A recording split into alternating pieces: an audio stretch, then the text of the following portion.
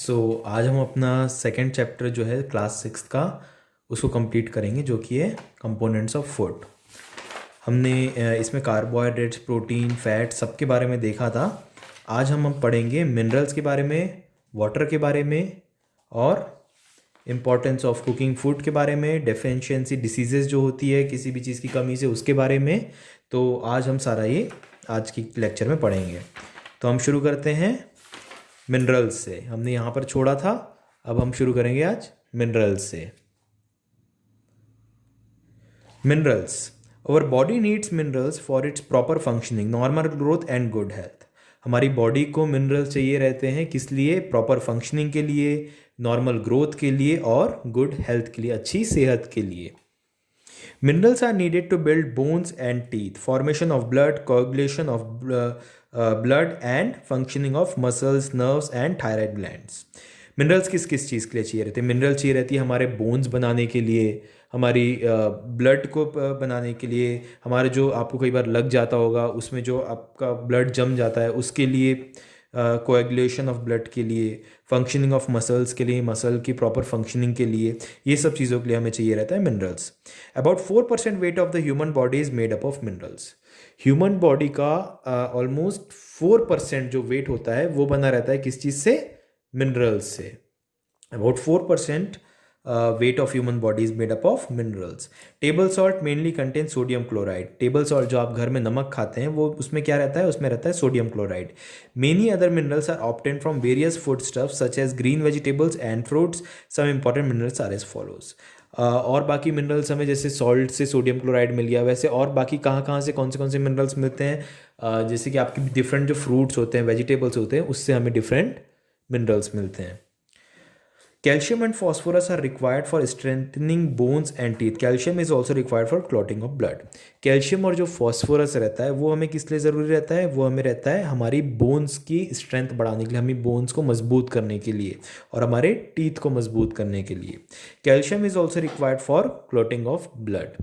Calcium और किस लिए ज़रूरी रहता है? कैल्शियम जो रहता है वो आपके ब्लड को क्लॉट करता है। जो आपको लग जाता है कहीं पर, तो जो आपका ब्लड कुछ समय बाद आके जम जाता है, उसके लिए भी कैल्शियम की रिक्वायरमेंट रहती है। Iron is the constituent of blood, it forms haemoglobin. Iron blood में होता है, आयरन क्या फॉर्म करता है? Haemoglobin. Iodine is needed for working of thyroid. Thyroid gland जो होती है उसके वर्किंग के लिए आयोडीन ज़रूरी रहता है, जो कि हमें नमक से मिलता है।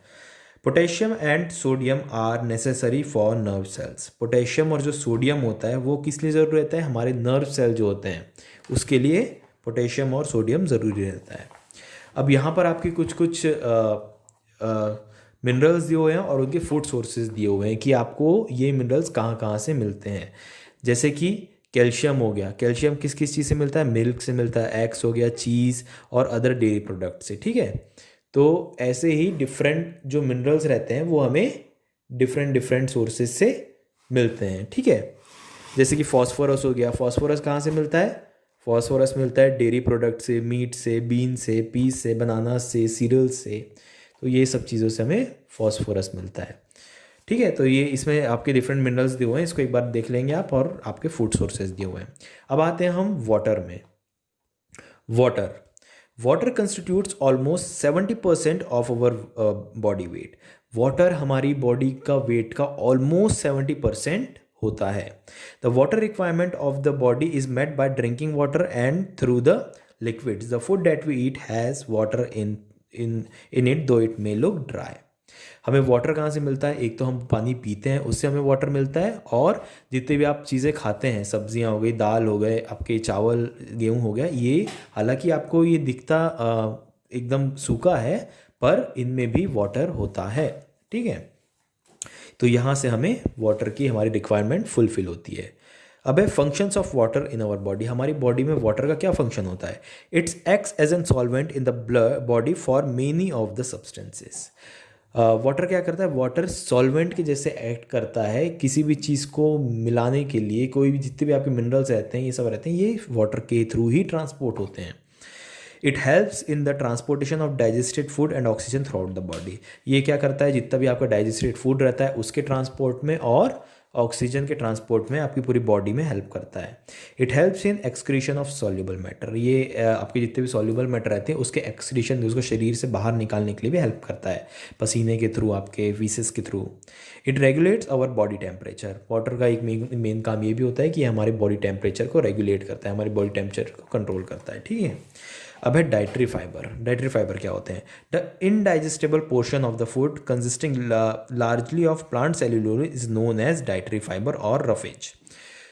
जो आपका अनडाइजेस्टेड फूड होता है, undigested part of the food होता है, जो उसमें जो कि मेनली क्या रहता है, सेल्यूलोज रहता है, जो आपकी लेयर रहती है एक प्लांट में उसका बना रहता है, वो उसे कहते हैं हम डाइटरी फाइबर और roughage. Foods that provide roughage are salads, green vegetables, whole fruits and cereals. अब आपको रफेज या फाइबर कहाँ से मिलता है? आपको मिलता है सलाद से मिलता है, आपको ग्रीन वेजिटेबल से मिलता है, होल फ्रूट से मिलता है और सीरियल से मिलता है। इसलिए आपको बोला जाता है कि ज़्यादा से ज़्यादा रॉ चीज़ें खाना चाहिए, ज़्यादा से ज़्यादा कच्ची चीज़ें खाना चाहिए, उससे हमसे क्या मिलता है, हमें फाइबर मिलते हैं, ठीक है। अब functions of fibre in our body, fibre function क्या करते हैं, हमारी बॉडी में फाइबर क्यों ज़रूरी रहते हैं? It is effective in regulating the process of digestion, सबसे मेन इसका पार्ट रहता है कि ये डाइजेशन की प्रोसेस में हेल्प करता है। उसके बाद क्या है, it eliminates the secretion of digestive tract. अब डाइजेस्टिव ट्रैक्ट के जो सिक्रेशंस होते हैं उसको ये एलिमिनेट करता है। थर्ड है, it prevents constipation, it helps the food to pass down the alimentary canal properly. आपका जो डाइजेस्टेड फूड रहता है उसके जो आपके एलिमेंट्री कैनाल रहते हैं उसमें पास होने के लिए उसको बहुत ज़्यादा हेल्प करता है डाइटरी फाइबर। आपको कॉन्स्टिपेशन नहीं होता, आपको जो अपच बोलते हैं उसकी ज़्यादा प्रॉब्लम नहीं होती, तो ये काम कौन करता है? डाइटरी फाइबर करता है, ये सब चीज़ों से में हेल्प करता है डाइजेशन में, ठीक है। आगे है बैलेंस्ड डाइट। बैलेंस्ड डाइट क्या होनी चाहिए? A food we eat each day is our diet. A diet which does not contain the right amount of all nutrients we need is unhealthy. जो हम खाना खाते हैं रोज़ उसे हम कहते हैं हमारी डाइट, और इसी खाने में अगर जो खाना जिसमें कि राइट अमाउंट ऑफ न्यूट्रिएंट्स नहीं होते, राइट अमाउंट ऑफ न्यूट्रिएंट्स मतलब जितने कि आपको कार्बोहाइड्रेट्स आपके खाने में होने चाहिए, जितने आपके फैट्स होने चाहिए, जितने प्रोटीन्स होने चाहिए, अगर वो नहीं होता है तो उसे हम अनबैलेंस्ड डाइट कहते हैं। We need is unhealthy. A diet which provides all the essential nutrients is in required amount is called a balanced diet. वो डाइट जिसमें कि आपको सारे वो न्यूट्रिएंट्स मिल रहे हैं जो कि आपकी बॉडी को ज़रूरी हैं, उस डाइट को हम कहते हैं balanced diet. A balanced diet contains sufficient quantities of carbohydrate, protein, fats, vitamins and mineral salts. जो बैलेंस डाइट रहती है वो क्या करती है, उसमें सफिशिएंट क्वांटिटी में कार्बोहाइड्रेट्स होने चाहिए, उसमें प्रोटीन्स होने चाहिए, उसमें फैट्स होने चाहिए, उसमें विटामिन्स होने चाहिए, उसमें मिनरल सॉल्ट्स होने चाहिए। सारे जितने आपकी बॉडी को चाहिए रहता है उस अमाउंट में उसमें रहना चाहिए, तब उसे हम कहते हैं बैलेंस डाइट। अब balance diet should have the following 3 qualities. अब एक बैलेंस डाइट में 3 क्वालिटीज़ मेन रहनी चाहिए, जो कि है first, it should be rich in various essential nutrients. The percentage composition are 60% carbohydrates, 25% proteins and 15% fats. तो आपकी जो बैलेंस डाइट रहती है उसमें क्या रहना चाहिए, वो कार्बोहाइड्रेट्स 60% ऑलमोस्ट उसमें कार्बोहाइड्रेट्स होने चाहिए, 25% उसमें प्रोटीन्स होने चाहिए और 15% फैट्स होने चाहिए। ये आपकी मेन एक बैलेंस डाइट होनी चाहिए। It should provide just enough raw materials needed for the growth and development, repair and replacement of tissues of the body. अब आपको आपकी एक बैलेंस डाइट में सारी वो चीज़ें होना चाहिए जो कि आपकी बॉडी की फंक्शनिंग के लिए इंपॉर्टेंट है, जो कि आपकी बॉडी की प्रॉपर फंक्शनिंग के लिए इंपॉर्टेंट है, आपकी ग्रोथ के लिए इंपॉर्टेंट है, आपके डेवलपमेंट के लिए इंपॉर्टेंट है, आपके जो टिश्यूज़ डैमेज हुए हैं उसको रिपेयर करने के लिए इंपॉर्टेंट है। ये सारी चीज़ें जो आपकी चाहिए रहती है वो एक बैलेंस डाइट में होनी चाहिए। फिर it should provide the quantum of energy required by the body. आपकी बॉडी को सारे दिन की एक्टिविटी के लिए जितनी भी एनर्जी चाहिए रहती है वो एक बैलेंस डाइट प्रोवाइड करनी चाहिए, तब उसे हम कहते हैं एक बैलेंस डाइट, ठीक है। अब यहाँ पर balance diet for 12 years old child का, एक 12 साल के बच्चे के लिए एक बैलेंस डाइट दी हुई है यहाँ पर। जैसे कि सीरियल्स अगर आप वेट करें तो 320 ग्राम, ऑलमोस्ट 10 कप्स, नॉन वेजिटेरियन अगर है तो 320 ग्राम्स 10 कप्स उतना ही, मतलब ये सब ऐसा आपकी 12 ईयर्स चाइल्ड के लिए बैलेंस डाइट दी हुई है। इसको एक बार आप चार्ट को देख लेंगे, ठीक है। अब उसके बाद क्या आता है, उसके बाद आता है हमारा इम्पोर्टेंस ऑफ कुकिंग फूड। हमें फूड मतलब आपके जो खाना पकाते हैं उस वो क्यों ज़रूरी रहता है, उसका इम्पोर्टेंस क्या है, ये हम देखेंगे इसमें। Before eating food should be cooked properly. Improper cooking may result in loss of some nutrients. आपके खाने से पहले आपका जो खाना है वो प्रॉपर कुक्ड, प्रॉपर पका हुआ रहना चाहिए। अगर वो नहीं होता है तो उसमें क्या होता है, बहुत सारे न्यूट्रिएंट्स लॉस हो जाते हैं। For example, vitamin C get easily loss by heat during cooking. Vitamin C जो होता है वो बहुत जल्दी लॉस हो जाता है अगर उसको आप बहुत हाई टेम्परेचर में या आपके खाने को बहुत देर तक पका रहे हो, तब विटामिन सी आपका उसमें लॉस हो जाता है। Repeated washing of rice results in loss of some minerals and vitamins. अगर आप राइस को बार बार धो रहे हैं, बार बार धो रहे हैं, तो उससे क्या होगा, बहुत से उससे मिनरल्स और जो विटामिन है राइस में वो लॉस होने के चांसेस बढ़ जाते हैं। वेजिटेबल्स एंड फ्रूट शुड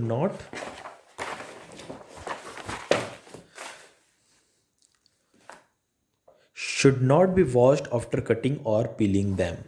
जितने आपके वेजिटेबल्स होते हैं, जितने भी आपके फ्रूट्स रहते हैं, उसको आपको काटने के बाद नहीं धोना चाहिए, उसके पहले ही आपको धोना चाहिए। The skin of some fruits and vegetables contain vitamins and minerals. जो बहुत से फ्रूट्स होते हैं उनकी जो अपर की स्किन होती है, जिसे हम छिलका कहते हैं, जैसे कि आपका सेब का हो गया, इसमें बहुत से मिनरल्स और विटामिन्स होते हैं जो कि आपकी बॉडी के लिए ज़रूरी रहते हैं। तो जिस चीज़ों की छिलके आप खा सकते हैं उसे आपको खाना चाहिए, क्योंकि उसमें बहुत से अच्छे विटामिन्स एंड मिनरल्स होते हैं। If they are washed after cutting and peeling some vitamins and minerals are lost.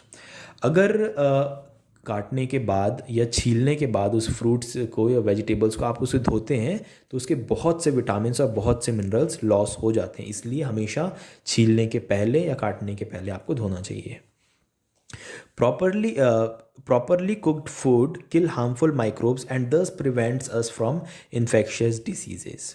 एक प्रॉपरली कुक्ड फूड, एक अच्छा पका खाना आपके जो खाने में हार्मफुल बैक्टीरियाज रहते हैं जो कई आ जाते हैं उसको किल कर देता है, जिससे कि आपकी हेल्थ इश्यूज होने के चांसेस कम हो जाते हैं। The food should be cooked in just enough water. Food को एक इनफ क्वांटिटी ऑफ वाटर में कुक करना चाहिए, ठीक है। अब है deficiency diseases. Deficiency diseases, lack of nutrients, carbohydrate, fats, proteins, vitamins और minerals can cause diseases. Vitamins की कमी से, कार्बोहाइड्रेट की कमी से, डिफरेंट न्यूट्रिएंट्स की कमी से डिफरेंट डिसीजेस होती है, जिसे हम कहते हैं डेफिशिएंसी डिसीजेस। किसी भी चीज़ की कमी से जो डिसीजेज होती हैं उसे हम कहते हैं deficiency diseases. Diseases cause due to lack of nutrients over long period in the diet are called deficiency diseases. The condition in which the body does not receive enough nutrition for proper functioning is known as malnutrition. वो condition जिसमें कि आपकी body को proper nutrients नहीं मिल रहे हैं जो कि उसको रिक्वायर्ड है, तो उसे हम कहते हैं malnutrition. Deficiency of carbohydrates, carbohydrate की डेफिशिएंसी के बारे में। The lack of intake of carbohydrate decreases body strength and body weight. It leads to lethargy, inactivity and feeling of tiredness. अगर आप अपनी डाइट में कार्बोहाइड्रेट कम रखते हैं या फिर आपको पहले से ही आपको डाइट में ज़्यादा कार्बोहाइड्रेट नहीं है, तो आप ज़्यादा क्या है, लेथार्जी फील करेंगे, ज़्यादा ढीले फील करेंगे, कमज़ोर से फील करेंगे, फिर इनएक्टिव, ज़्यादा आपको एक्टिव नहीं रहेंगे, आप ज़्यादा एक्टिव फील नहीं कर पाएंगे, फिर टायर्ड, आपको हमेशा थोड़ा सा बीमार सा लगेगा। तो ये कार्बोहाइड्रेट की कमी से होता है। A person having deficiency of carbohydrates must take food items rich in carbohydrate. Milk is the best treatment for that person. वो पर्सन जिसको कार्बोहाइड्रेट की डेफिशिएंसी है उसे क्या करना चाहिए, उसे कार्बोहाइड्रेट रिच फूड लेनी चाहिए, जो कि जैसे कि मिल्क बेस्ट एग्जांपल है कार्बोहाइड्रेट रिच का, जो आपकी बॉडी के लिए अच्छा होता है। Adding cereals to milk makes it more nutritious and excessive intake of carbohydrates make you lazy and dull. It may result in obesity and mall nutrition.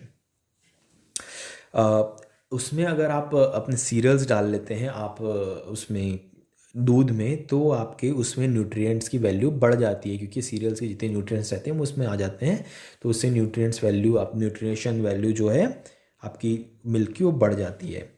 पर एक्सेसिव अगर आप कार्बोहाइड्रेट्स लेते हैं तो वो भी प्रॉब्लम करता है। वो क्या करता है, वो आपको लेज़ी बना देता है, आपको डल बना देता है, और इवन ये ओबिसिटी जो होती है और ज़्यादा मोटापा जो होता है और माल न्यूट्रिशन जो होता है उसमें वो हो जाता है आपको, ठीक है। फिर है डेफिशिएंसी ऑफ फैट्स। ये हमने कार्बोहाइड्रेट्स की डेफिशिएंसी के बारे में देख लिया, अब देखते हैं फैट्स की deficiency. Fats get stored beneath the skin thus protecting us from heat and cold.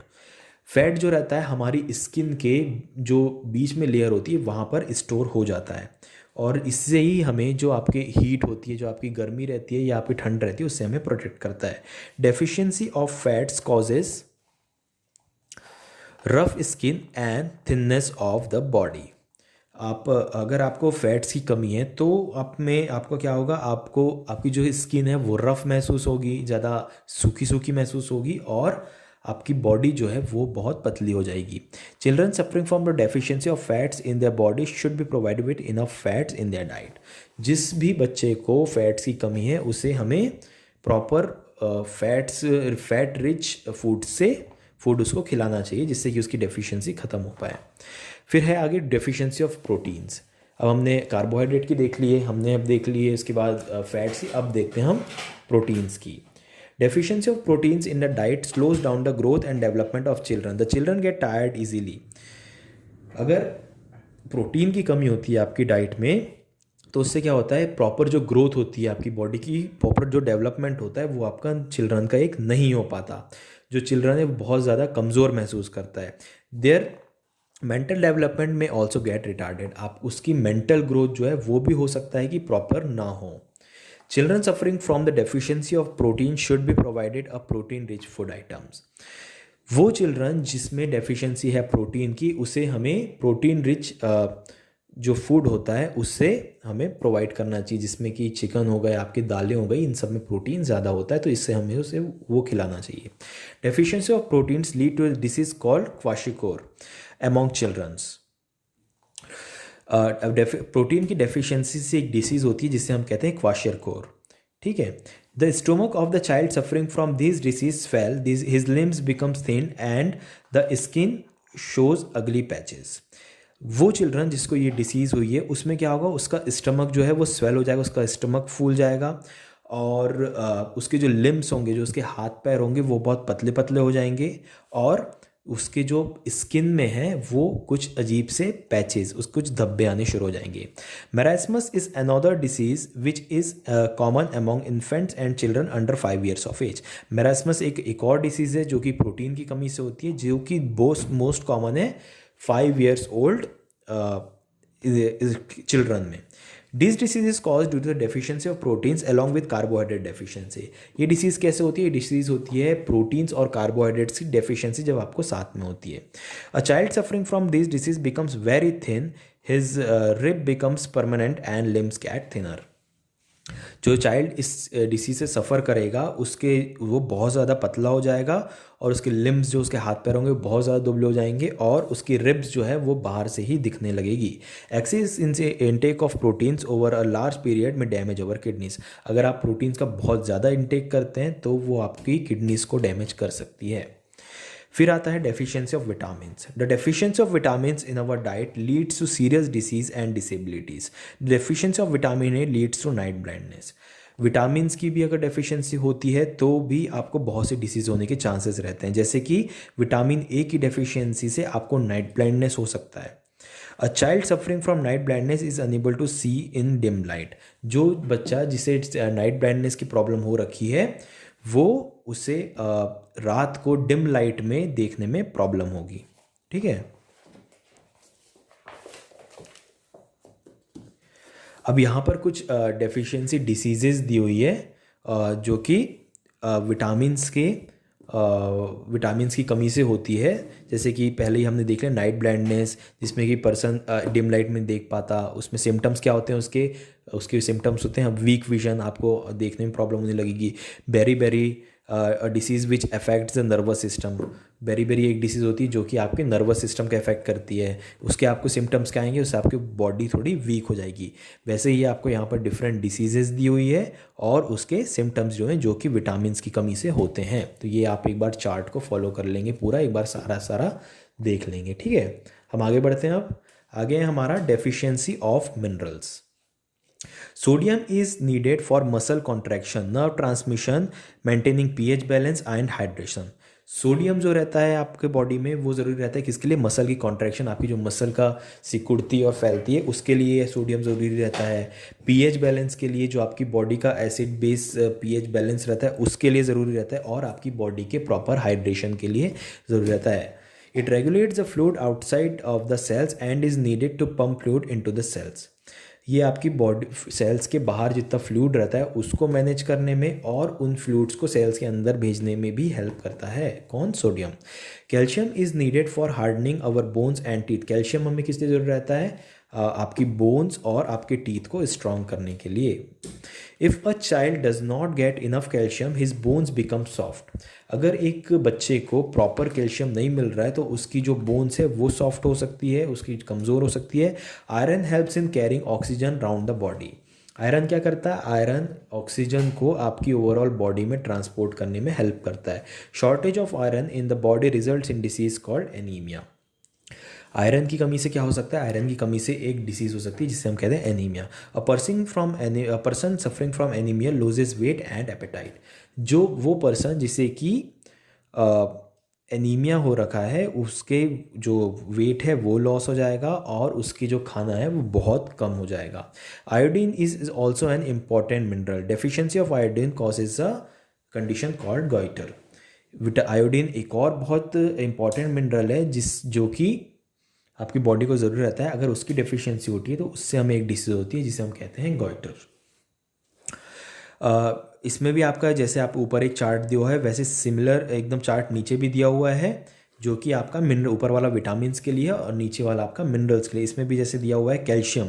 Calcium की कमी से क्या होता है, कैल्शियम की कमी से ब्रिटल बोन्स करके डेफिशिएंसी एक डिसीज़ हो सकती है।